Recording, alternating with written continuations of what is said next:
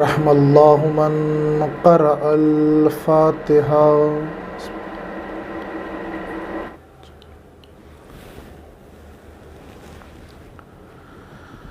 اعوذ باللہ من الشیطان الرجیم. بسم اللہ الرحمن الرحیم. الحمد للہ رب العالمین الذي نور قلوبنا بمحبة العلوية وأكمل لنا ديننا بولاية المرتضوية والصلاة والسلام على حقيقة الوجه الأتم والعارف بما في اللوح والقلم والواقف على جميع السياسات والحكم وصاحب المعراج والبيت والحرم وعلى أشرف الأنبياء والمرسلين وسيدنا وشفينا ونبينا مولانا بالقاسم محمد. اللهم صل على محمد وآل محمد وعجل فرجهم وعلى آل بيته الطيبين الطاهرين المعصومين المظلومين ولعنة الله على أعدائهم أجمعين. أما بعد فقد قال الله تبارك وتعالى في كتابه المجيد وهو أصدق الصادقين وقوله الحق. بسم اللہ الرحمن الرحیم. وَلَقَدْ كَرَّمْنَا بَنِي آدَمَ وَحَمَلْنَاهُمْ فِي الْبَرِّ وَالْبَحْرِ وَرَزَقْنَاهُمْ مِنَ الطَّيِّبَاتِ وَفَضَّلْنَاهُمْ عَلَى كَثِيرٍ مِّمَّنْ خلقنا تفضیلا.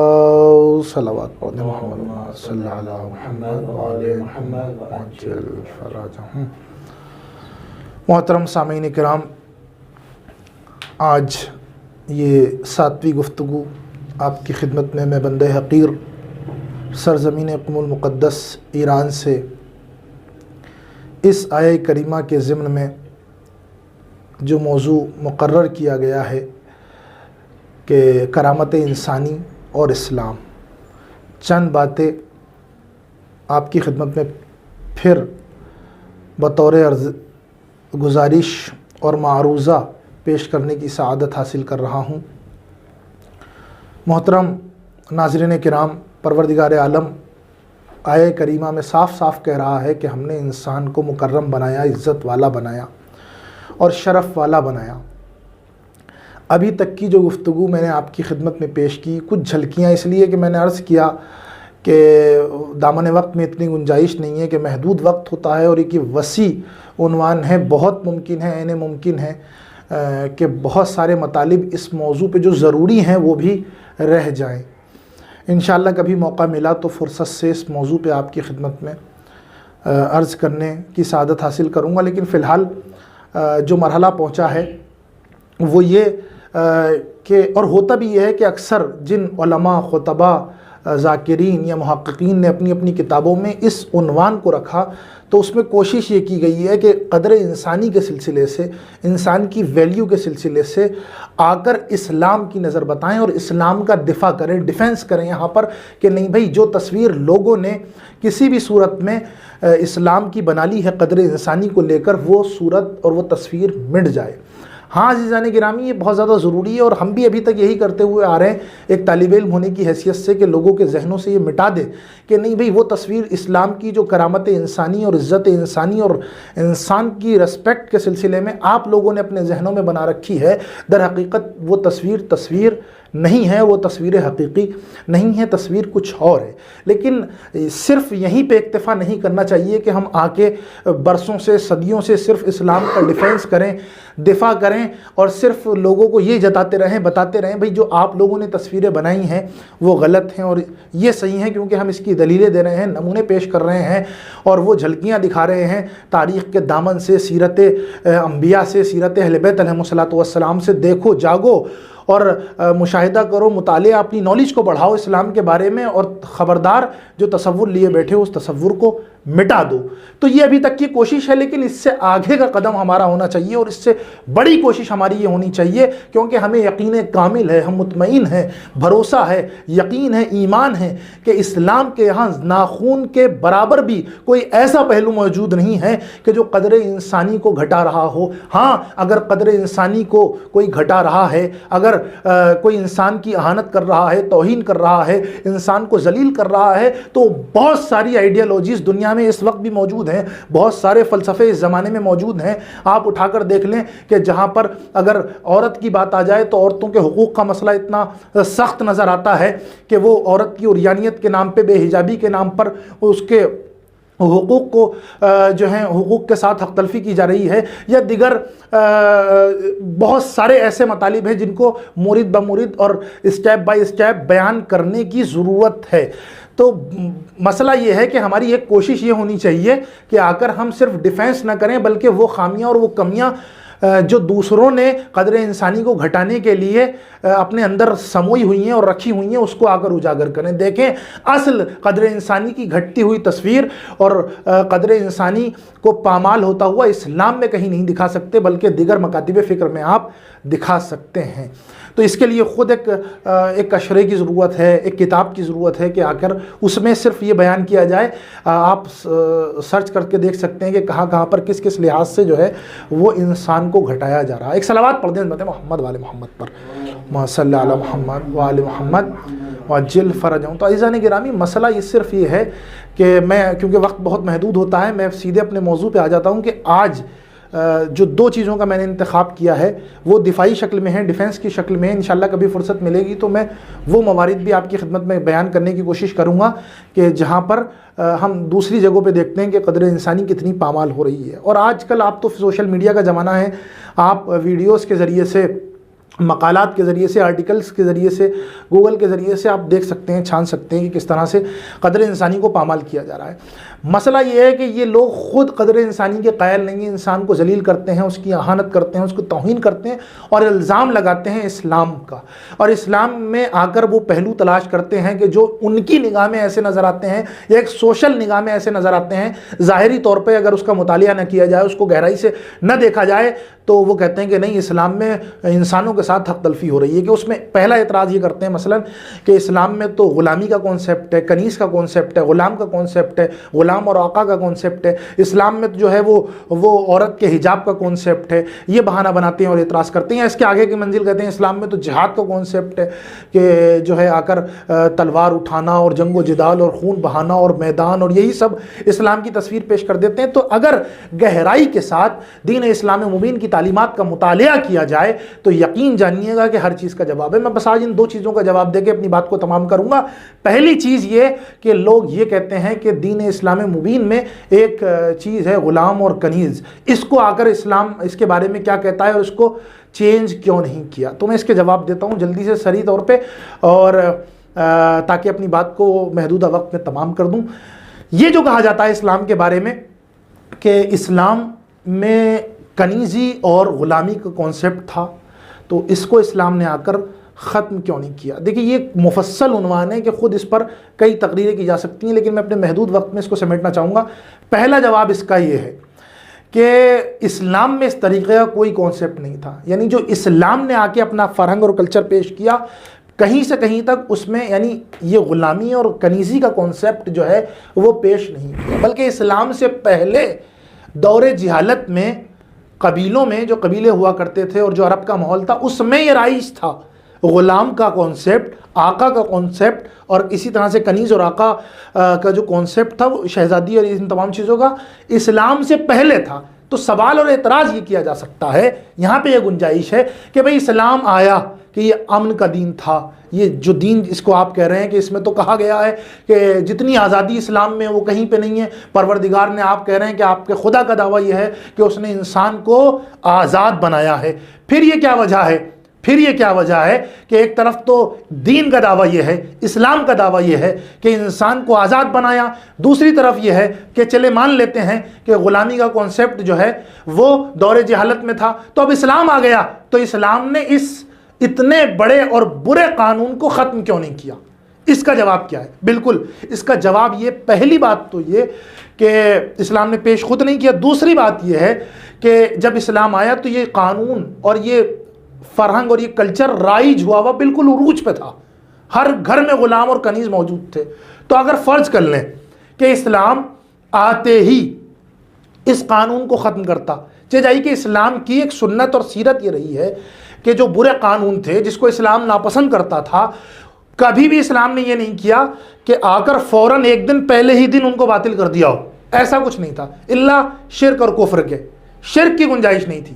لا الہ پہلے کہو گے، الا اللہ بعد میں کہو گے. غور کرنے کا مرحلہ ہے بھائی. تھوڑا سا خشک اور سخت ہو سکتا ہے لیکن ایک بہت بڑے اعتراض کا جواب ہے کہ کیوں اسلام میں غلامی کا کانسیپٹ ہے. تو پہلا جواب یہ ہے کہ اسلام کا قانون یہ رہا ہے کہ کبھی بھی آتے ہی کسی بھی قانون کو ایک دم سے ختم اور تمام نہیں کیا ہے. اور اگر کر بھی دیتا تو غور کرنے کا مرحلہ یہ ہے، غور کرنے کی بات یہ ہے اور فکر کرنے کی کہ اگر اسلام یہ قانون نافذ کر دیتا، بھائی آج سے اسلام نافذ ہو گیا، آج سے جتنے بھی غلام ہیں وہ سب کے سب آزاد، جتنی بھی کنیزیں ہیں وہ سب کے سب آزاد ہو گئی، اب کوئی آقا نہیں، اب کوئی غلام نہیں، بلکہ سب مساوات ہے، سب برابر ہیں. اگر اسلام یہ کہتا آ کر تو اب ایمانداری سے بتائیے، ایک بہت بڑی تعداد تھی، ایک بہت بڑا طبقہ تھا کہ جو غلاموں کا تھا، جو کنیزوں کا تھا. اگر قانون اسلام کا یہ بن جاتا کہ ان کو آزاد کر لیا جائے تو آپ یہ بتائیے گا کہ یہ غلام، یہ کنیزیں جاتے کہاں؟ بھائی مرحلہ ہے نہیں ہے؟ غور کرنے کی بات ہے کہ نہیں ہے کہ یہ جاتے کہاں پر؟ بھائی ان کے رہنے کے لیے کون سی جگہ ہوتی، ان کے کھانے کے لیے کون سا انتظام ہوتا؟ اور بھئی کوئی یہ کہے کہ کوئی کام کاج کر لیتے تو یہ تو غلام تھے، یہ تو صرف ان کے غلامی کیا کرتے تھے، کسی کا پانی ڈھویا کرتے تھے، کسی کے فلاں پہ مزدوری کیا کرتے تھے. تو ان کو یہ اگر آزاد ہو جاتے تو ان کو کام کاج کہاں سے ملتا؟ کوئی ہنر ان کے پاس نہیں تھا، کوئی ڈگری ان کے پاس نہیں تھی. تو اسلام نے یوں بھی کوئی قانون فوری طور پہ نہیں بنایا کہ ان کی وکالت کون کرے گا، ان کی کفالت کون کرے گا. ایک مرحلہ یہ تھا. دوسرا مرحلہ یہ کہ دین مبین اسلام نے بہت پیارے اور خوبصورت قانون ان لوگوں کے لیے بنائے کہ مثلا قانون یہ بنایا تشویق دلانے کا. پہلی چیز یعنی بہت ساری چیزیں ایسی سامنے رکھی، کہا گیا کہ اسلام میں غلام کو آزاد کرنے کا بہت ثواب ہے، بے پناہ ثواب ہے. اور اپنے بہت عزیز پروگرام میں کہ جو مسلمات دین میں سے زکوٰۃ، اس میں مستحقین زکوٰۃ میں ایک نصاب اور ایک حصہ جو ہے وہ مقرر کر دیا غلاموں کے لیے کہ اس کو جو مصرف ہے، زکوٰۃ کا جو مصرف ہے 8 مصرف ہیں، ان میں سے ایک مصرف غلاموں کی آزادی کے لیے معین کر دیا، جو ایک دائمی اور ہمیشہ کے لیے ایک پروگرام بنا دیا ان کی مدد کے لیے اور ہیلپ کے لیے اور سپورٹ کے لیے غلاموں کی. دوسرا قانون یہ بنایا اسلام نے کہ پہلے یہ ہوتا تھا کہ اگر غلام خرید لیا ہے تو کوئی ایگریمنٹ نہیں ہے، کوئی بس ہمیشہ کے لیے، جب تک آقا زندہ جب تک یہ غلام، اور بلکہ نسلوں میں یہ چلے گا. اسلام نے قانون یہ بنایا نہیں، غلام کو یہ حق ہے کہ جو بیچ رہا ہے جا رہا ہے وہ آ کر سند غلامی پہ یہ لکھوا سکتا ہے کہ میں اتنے سال تک آپ کی غلامی میں ہوں، باقی آزاد ہوں. تیسرا مرحلہ یہ تھا کہ جو اہم ترین مرحلہ تھا وہ یہ تھا غلامی کے حوالے سے کہ اس زمانے میں کہ اسلام نے جو باقی رکھا، بہت سارے قانون ختم کر دیے غلامی کا، صرف ایک قانون رکھا، وہ یہ کہ جب کفار سے جنگ ہو، میدان جنگ میں آ جائیں اور جنگ کو فتح کر لیں تو اس کے بعد کیا کریں گے؟ اس کے بعد جو باقی رہ جائیں گے، اسیر جو بچیں گے، جو بچے رہیں گے، جو عورتیں رہیں گی، ان کو پکڑ کر لے آئیں گے، ان کو غلام بنا لیا جائے گا. کیوں؟ یہ غلام بنانا یا کنیز بنانا بہترین راستہ تھا. بھئی اگر غلام اور کنیز نہ بناتے تو 2 راستے تھے. ایک تو یہ کہ انہیں زندان میں ڈال دیا جائے، اس لیے کہ دشمن تھے، بھئی کھلے ہوئے دشمن تھے، تلوار لے کے میدان میں آ چکے تھے، تو اب تو ان کی خطا تھی نا، اسلام کے خلاف آ چکے تھے، تو یہاں پہ کرنا یہ چاہیے تھا ان کو کہ یا تو زندان میں ڈال دیتے یا زیادہ ہی رحم آتا تو ان کو آزاد کر دیتے. تو دونوں کے نتیجے تھے کہ اگر زندان میں ڈالتے تو ایک یہ بے رحمانہ کام ہوتا، اور دوسرا یہ کہ اتنے زندان کہاں سے بنائی جاتی ہے، سب اسلام کا قانون میں جلدی پیش کر رہا ہوں۔ اور اگر آزاد کر دیا جاتا تو بہت ممکن تھا، یعنی ممکن تھا کہ پھر جا کر ایک جو ہے فوج تلاش بنا لیتے اور پھر اسلام کے کام آتی، لہٰذا یہ یہاں پر یہ بھی نہیں کیا اسلام نے آ کر جو ہے، اس لیے ایک راستہ تلاش کیا کہ یہ والا راستہ اس غلامی کا باقی رکھا جا سکتا ہے۔ تیسرا مرحلہ یہ ہے کہ اسلام مبین نے بہت سے مقامات پر کفارہ قرار دیا، بہت سے گناہوں کا کفارہ قرار دیا کہ انسان نے یہ گناہ انجام دیا ہے تو اس کے توبہ قبول ہونے کی دلیل یہ ہے، اس کا کفارہ یہ ہے کہ وہ ایک غلام کو آزاد کر دے، 2 غلاموں کو آزاد کر دے، 3 غلاموں کو آزاد کر دے۔ مثلا ایک روزہ اگر کوئی جان بوجھ کے چھوڑتا ہے تو اس کا کفارہ کیا ہے؟ ایک غلام کو آزاد کر دے۔ تو یہ تشویق دلائی، لوگوں کو رغبت دلائی تاکہ لوگ اس غلامی سے آزاد ہو سکیں۔ اور اسلام کی پھر تاکیدات آپ کو بہت بے پناہ مل جائیں گی کہ خود رسول گرامی اقدس نے کہا کہ غلام کا مطلب یہ نہیں ہے کہ وہ ایک الگ مخلوق ہے۔ اب سے پہلے غلام کو کیا سمجھا جاتا تھا؟ جانور کے برابر سمجھا جاتا تھا، کنیز کو جانور کے برابر سمجھا جاتا تھا۔ لیکن جب اسلام آیا تو پیغمبر اکرم نے ان لوگوں سے خطاب کر کے کہا کہ جن کے پاس غلام تھے، خبردار، غلام رکھنے کی تو اجازت ہے لیکن ہرگز تمہیں یہ اجازت نہیں کہ اس انسان کو انسان نہ سمجھو، بلکہ جو خود کھاؤ وہ اپنے غلام کو کھلاؤ، جو خود پہنو وہ اپنے غلام کو پہناؤ۔ صلوات پڑھنے عظمت محمد والے اللہم صلی علی محمد وعلی محمد وعجل فرجہم۔ تو آپ نے غور کیا جانے گرامی کہ اسلام نے کتنی تاکید کی تاکہ غلام آزاد ہو سکیں۔ بھئی آپ دیکھیں تو کہ ایک نیو ایگریمنٹ بنا سکتا ہے، خود آزادی ہو سکتی ہے، اسلام نے قانون بنایا۔ دوسرا مرحلہ یہ کہ تشویق دلائی، ترغیب دلائی لوگوں کو کہ غلاموں کو آزاد کریں، اتنا ثواب ملے گا۔ زکوٰۃ میں ایک حصہ مصارفین کا دیا کہ ایک حصے کو زکوٰۃ کے غلام آزاد کرنے میں لگا سکتے ہو۔ چوتھا مرحلہ یہ کہ کفارے کے ذریعے سے غلام کو آزاد کر سکتے ہو۔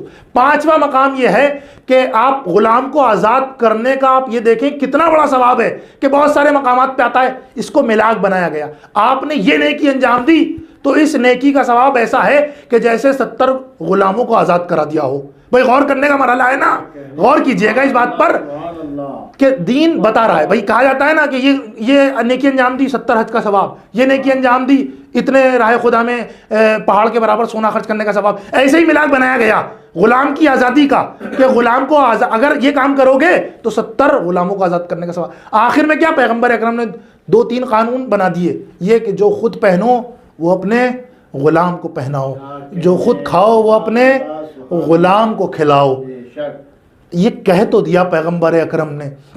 اب آپ دیکھیں تو تاریخ میں مطالعہ تو کریں تاریخ کا، اس کے مشاہدات تو دیکھیں کہ پیغمبر اکرم کی حدیث پہ سب سے پہلے عمل کس نے کیا؟ بھئی پیغمبر نے ملاک بنایا، جو خود کھاؤ وہ اپنے غلام کو کھلاؤ، جو خود پہنو وہ اپنے غلام کو پہناؤ۔ میں کہوں گا رسول گرامی قدر آپ نے یہاں تک فرما دیا، شاید عام لوگوں کے لیے کہا ہو کہ جو خود پہنو وہ اپنے غلام کو پہناؤ، لیکن آپ کی اس حدیث کو اپنی سیرت میں آپ کے وسیع نے ایسے اتارا کہ بازار میں موجود ہیں، ساتھ میں قمبر غلام موجود ہے، کپڑے کی دکان پہ ہیں، 2 لباس خریدے، ایک قیمتی لباس، ایک معمولی لباس۔ قمبر نے یہ سوچا کہ جو معمولی لباس ہے یہ میرے لیے خریدا ہے، جو قیمتی لباس ہے وہ میرے آقا نے اپنے لیے خریدا ہے۔ لیکن عجیب کانسیپٹ ہے غلامی کا کہ یہ غلامی جب عرب کی جہالت پہ پہنچتی ہے تو جانوروں سے بدتر کہلاتی ہے، لیکن جب جناب امیر کے دروازے پہ آتی ہے تو ملاحظہ کیجئے گا جب جناب امیر نے دونوں لباسوں کو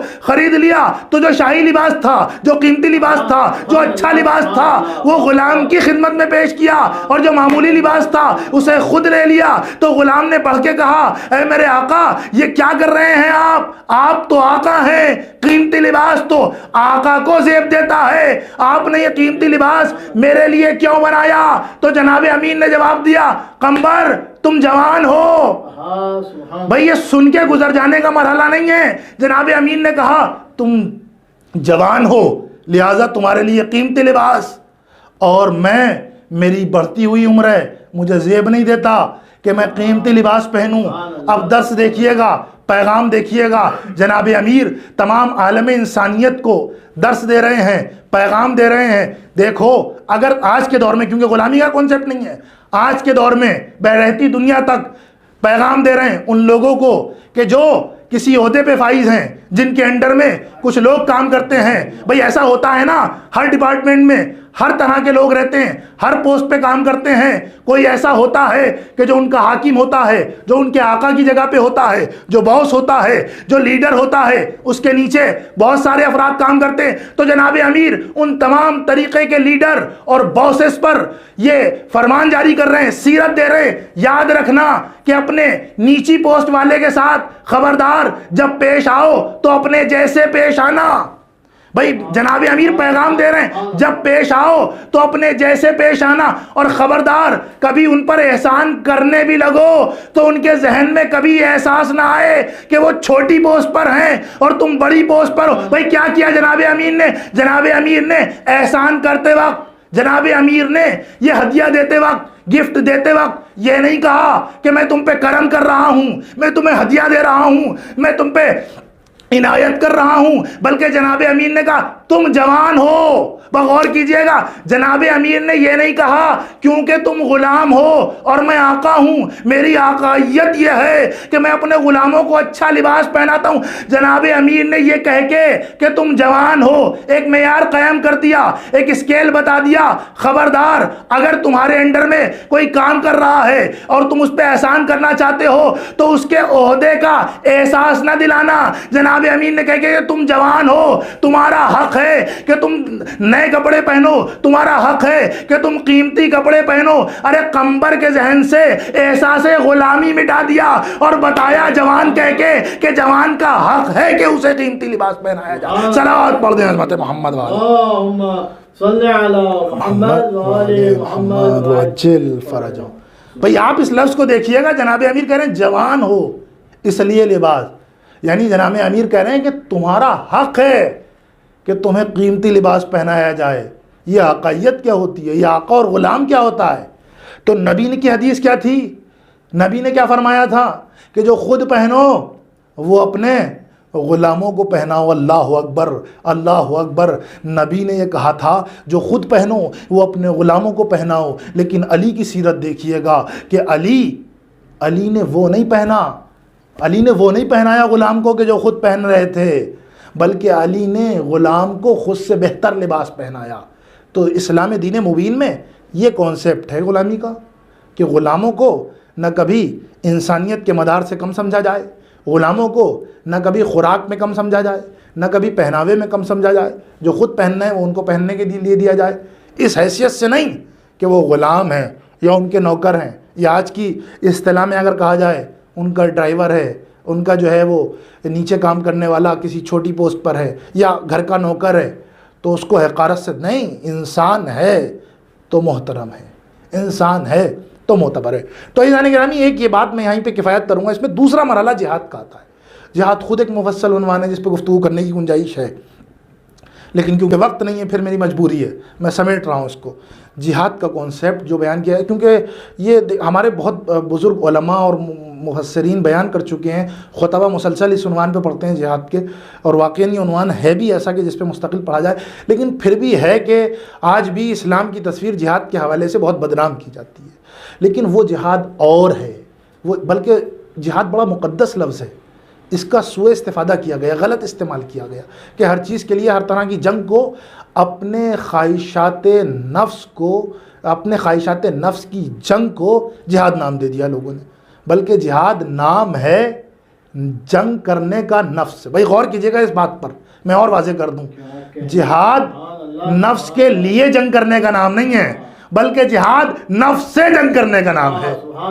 غور کیا آپ نے؟ جہاد نفس کے لیے جنگ کرنے کا نام نہیں ہے، بلکہ نفس سے جنگ کرنے کا نام۔ اور اسی لیے پیغمبر اکرم نے کہا کہ جہاد بالنفس، نفس سے اپنی خواہشوں سے جنگ کرنا، یہ جہاد اکبر ہے، یہ جہاد اکبر ہے۔ تو وہ تصویر الگ ہے، لیکن اسلام کی نظر سے، قرآن کی نظر سے، پیغمبر اکرم کی نظر سے، اہل بیت علیہ الصلوۃ والسلام کی سیرت سے اگر جہاد کو دیکھا جائے تو جہاد وہ نہیں ہے۔ جہاد انسانوں کو قتل کرنے کا نام نہیں ہے، جہاد انسانوں کی جان بچانے کا نام ہے۔ جہاد خواتین کی آبرو ریزی کا نام نہیں ہے، جہاد خواتین کو تحفظ دینے کا نام ہے۔ کیا کہنے، سبحان اللہ۔ جہاد تصور کیجئے گا آپ، جہاد جو ہے وہ مال لوٹنے کا نام نہیں ہے بلکہ مال کی حفاظت کرنے کا نام ہے۔ جہاد بے امنی اور فساد کا نام نہیں ہے بلکہ جہاد معاشرے کو امن دینے کا نام ہے، پر امن معاشرہ بنانے کا نام جہاد ہے۔ یا یہ کہا جائے کہ جہاد تخریب کا نام نہیں ہے بلکہ جہاد تعمیر کا نام ہے۔ جہاد تخریب کا نام نہیں ہے بلکہ جہاد تعمیر کا نام ہے، اور 1400 سال سے لے کر آج تک کی تاریخ گواہ ہے۔ بلکہ یہ کہا جائے کہ ماضی میں بھی جہاد ہوا، آج بھی جہاد ہو رہا ہے۔ ماضی میں بھی جہاد کے دو رخ تھے، آج بھی جہاد کے دو رخ ہیں۔ بھئی ایک وہ جہاد کہ جو اسلام کے نام پہ ہوا لیکن اسلام سے خالی تھا، غور کیجئے گا۔ ایک جہاد وہ کہ جو اسلام کے نام پر ہوا مگر اسلام سے خالی تھا، اور دوسرا جہاد وہ کہ جس میں صرف اور صرف اسلام تھا، اسلام کے علاوہ کچھ نہیں، خواہشات نفس نہیں تھی، اپنی مرضی نہیں تھی، کیا تھا؟ مرضی الہی تھی۔ تو جہاد 1400 سال سے پہلے تک آج تک باقی رہا، مرحلہ و مرحلہ چلتا رہا۔ ماضی میں بھی جہاد، آج بھی جہاد، بس جہاد کی قیادت کا فرق ہے۔ جہاد کی قیادت کا فرق ہے کہ اگر 1400 سال پہلے ماضی کی تاریخ میں اگر جہاد کی قیادت غلط ہاتھوں میں آ گئی تو خوارج وجود میں آئے، اور صحیح ہاتھوں میں آئی تو جناب امیر کی شخصیت نظر آئی کہ جس نے کہا کہ میرے علاوہ کوئی اس فتنے کو نہیں دبا سکتا تھا، اس فتنے کو ختم نہیں کر سکتا تھا۔ تو یہ ماضی کی تاریخ تھی۔ آج بھی جہاد کی کچھ جھلکیاں دیکھیں۔ جب آج کے زمانے میں، ہمارے اور آپ کے زمانے میں جہاد غلط ہاتھوں میں آئی، غلط قیادت میں پہنچی تو طالبان اور القاعدہ کہلائی، اور آج ہی جہاد کی صحیح تصویر، صحیح درست قیادت میں پہنچی تو حزب اللہ اور نصر اللہ کے وجود میں آئی۔ صلوات پڑھ دے محمد و آل محمد، اللہم صلی علی محمد و آل محمد وعجل فرج۔ بس عزیزان گرامی، یہ جہاد کی اصلی تصویر ہے کہ جو صحیح ہاتھوں میں آ جائے وہ تصویر ہے۔ اور جہاد ایک ویپن کا نام ہے، جہاد ایک ہتھیار کا نام ہے۔ ہتھیار کبھی غلط نہیں ہوتا، ٹول کبھی غلط نہیں ہوتے، ابزار کبھی غلط نہیں ہوتے، اس کا استعمال غلط ہوتا ہے۔ علماء نے مثال دی ہے، یہی چھری کی مثال دی ہے کہ چھری، چاقو یا خنجر، یہی بلیڈ، یہ اس کا صحیح استعمال بھی ہے، غلط استعمال بھی ہے۔ اگر یہ نہ ہو، بھائی آپ کسی ڈاکٹر سے پوچھیں کہ وہ آپریشن کس لیے کرتا ہے؟ کہ انسان صحیح و سالم ہو جائے، اس کا بدن صحیح کام کرنے لگے، جو بیماری ہے وہ صحیح کام کرنے لگے، بیماری دور ہو جائے۔ تو وہ کس چیز، جب آپریشن کا مرحلہ آتا ہے تو اسی بلیڈ اور اسی چاقو کا استعمال کرتا ہے۔ غور کیجئے گا آپ۔ لیکن یہی چاقو غلط جگہ پہ بھی استعمال ہو سکتا ہے۔ تو اگر یہ چاقو علم کے ساتھ استعمال کیا جائے گا تو بیماریوں کو دور کرنے کا کام آئے گا۔ غور کیجئے گا، اگر یہی چاقو اور یہی بلیڈ علم کے ساتھ استعمال کیا جائے تو بیماریوں کو دور کرنے کے کام آئے گا، اور اگر یہی چاقو اور یہی بلیڈ اور یہی ویپن جہالت کے ساتھ استعمال کیا جائے تو آتنکواد اور دہشت گرد کے نام سے سامنے آئے گا۔ یہی وجہ ہے نا، یہی ہے۔ تو جہاد کی اصل تصویر آپ کو ان لوگوں کے پاس ملے گی جن کے پاس اصل قیادت ہے، اصل قیادت ہے۔ تو جہاد کبھی بھی جان لینے کا نام نہیں ہے بلکہ جان بچانے کا نام ہے۔ بھئی کربلا کی پوری تاریخ کو پڑھ لیجئے گا، جہاد جان لینے کا نام نہیں ہے بلکہ جان دینے اور بچانے کا نام ہے۔ جان دینے، اور پھر میں تکرار کر رہا ہوں اس جملے کی، رب دینا چاہ رہا ہوں اس لیے کہ جہاد جان لینے کا نام نہیں ہے بلکہ جان قربان کر دینے کا یا جان لوگوں کی بچا لینے کا نام ہے۔ جہاد قدر انسانی کے حفاظت کا نام ہے، قدر انسانی کو بچانے کا نام ہے، جان بچانے کا نام ہے، جان لینے کا نام نہیں ہے۔ یہی تو وجہ ہے کہ کربلا کے میدان میں ایک 13 سال کا نوجوان ہے کہ جس سے پوچھا گیا کہ تمہارے نزدیک موت کیسی ہے، تو اس نے موت کا ذائقہ بتایا۔ اس نے کہا کہ میرے نزدیک موت شہد سے زیادہ شیریں ہے۔ یہ کیا وجہ تھی؟ کیا یہ کسی کی جان لینے والا کہہ سکتا ہے؟ نہیں، یہ وہ کہہ سکتا ہے کہ جو اپنی موت کو اتنے نزدیک سے دیکھ رہا ہو، اپنی ہتھیلی پہ دیکھ رہا ہو، اپنے دست ہاتھ پہ دیکھ رہا ہو، اپنے ہاتھ پہ دیکھ رہا ہو، اور اس کے اس سے اتنا قریب ہو گیا ہو جتنا قریب انسان اپنے ذائقے سے ہوتا ہے۔ تبھی تو جناب قاسم نے موت سے پہلے موت کا ذائقہ بتا دیا۔ یہ وہ بتا سکتا ہے کہ جو لوگوں کی جانیں بچانے کے لیے اس کربلا کے میدان میں آیا ہو. یہ وہ بتا سکتا ہے کہ جو قدر انسانی کو, جو ہیومن رائٹس کو بچانے کے لیے آیا ہو, جو قدر انسانی کو بچانے کے لیے آیا ہو. ہاں عزیزان گرامی, 7 محرم کی مجلس ہے, جناب قاسم کا ذکر آیا, بے پناہ فضائل ہیں. دل کرتا ہے کہ پوری مجلس فضائل جناب قاسم پہ ہو, اس لیے کہ یہ دیکھنے میں بہت کم سن ہے یہ, لیکن اور تاریخ یہ جو 10 دن ہیں یہ بڑے تاریخ خیز 10 دن ہیں. یہ ایسے 10 دن ہیں کہ ایک ایک کریکٹر پر مفصل بولا جا سکتا ہے اور پیغامات کے ایک انبار لگائے جا سکتے ہیں جو ان کی لمحہ بہ لمحہ زندگی سے ہمیں اور آپ کو ملے. قاسم کون کہ جو موت کا ذائقہ بتا رہے ہیں. آپ یہ دیکھیے 13 سال کا سن ہے, وقت ایسا آ گیا ہے کہ حسین علیہ السلام کی خدمت میں آ گئے. امو جان مجھے اجازت دے دیجئے, امو جان مجھے اجازت دے دیجئے, اب مجھ سے نہیں برداشت ہوتا کہ میں دیکھتا رہوں اور ہمارے ساتھی ایک کے بعد ایک میدان جنگ میں جا کر جام شہادت پیتے رہیں. تو سرکار سید الشہداء نے کہا, اے میرے بھتیجے, اے میرے لال, اے میرے بیٹا قاسم, میں تمہیں کیسے اجازت دے دوں؟ تم تو میرے بھائی حسن کی نشانی ہو, تم میرے بڑے بھائی حسن کی نشانی ہو, اور جب مجھے اپنے بھائی کی یاد آتی ہے تو میں تمہیں بلا لیتا ہوں, تمہاری زیارت کر لیتا ہوں. تمہاری زیارت گویا میرے بھائی کی زیارت ہو جاتی ہے. میں تمہیں اجازت دوں. الغرض قاسم کو اجازت نہیں ملی. ماں ام فروا کے پاس آئے, امو نے اجازت نہیں دی. امو میں نے تو بچپن میں اپنے بابا سے وعدہ کیا تھا, میرے بابا کی وصیتیں موجود ہیں, میں کیسے اپنے امو پہ جان کو قربان کر دوں؟ اے میری ماں, اے میری والدہ گرامی, مجھے اجازت دلا دیجئے. بس ام فروا نے وہ بازو پہ بندھا ہوا تعویذ قاسم کے حوالے کیا. اگر امو اجازت نہیں دے رہے ہیں تو یہ تعویذ ان کو دکھا دو. ہاں عزاداران مظلوم کربلا, قاسم دوبارہ امو کی خدمت میں آ گئے اور اب اس تعویذ کو پیش کر دیا. نہیں معلوم تاریخ نے لکھا ہے کہ نہیں لکھا کہ اس تعویذ کا متن کیا تھا, اس پہ لکھا ہوا کیا تھا, لیکن حسین مجبور ہو گئے. ارے اس تحریر کو پڑھا, حسین کے شانے نیچے جھک گئے کہ حسین اجازت دینا چاہتے ہیں. ہاں اجرکم اللہ, آپ رونے کے لیے آمادہ ہو گئے. عزاداران مظلوم کربلا, تاریخ کے جملے ہیں کہ حسین نے بھتیجے کو اجازت دے دی.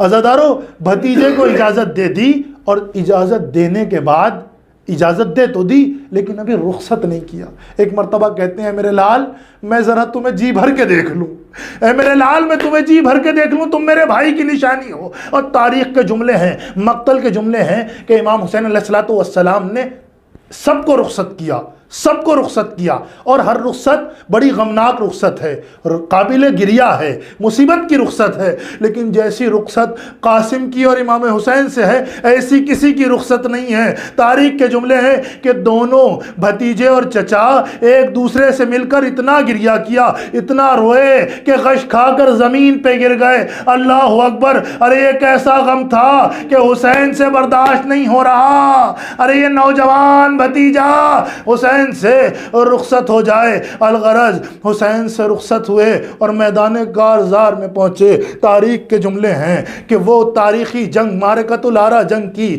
دشمنوں کو واصل جہنم کیا. بڑے بڑے پہلوان آتے رہے, آپ واصل جہنم کرتے رہے. لیکن تاریخ کے جملے ہیں کہ جب جناب قاسم کسی کے اختیار میں نہ آئے, کسی کے بس میں نہ آئے, تو دشمنوں نے سازش رچی کہ ایک ایسا ہتھیار بنایا جائے جس کے ذریعے قاسم پہ وار کیا جائے. عزاداران مظلوم کربلا, تاریخ کے جملے ہیں کہ ایک ایسا گولا کہ جو خاردار تھا, جو زنجیر میں بندھا ہوا تھا, ارے وہ پھینک کر قاسم کی طرف پھینکا گیا.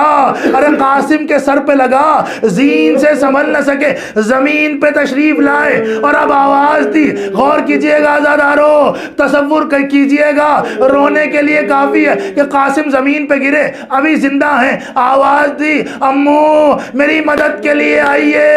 ارے حسین نے جیسے ہی بھتیجے کی آواز کو سنا فوراً میدان جنگ کی طرف بڑھے. ارے فوج عادہ سے یہ برداشت نہ ہوا, ڈر گئے, خوف میں آ گئے کہ حسین حملے کے لیے آگے بڑھ رہے ہیں. ارے ادھر کے گھوڑے دائیں طرف کے گھوڑے بائیں طرف آئے, بائیں طرف کے گھوڑے دائیں طرف چلے گئے، درمیان میں قاسم تھے، ارے قاسم زندہ تھے۔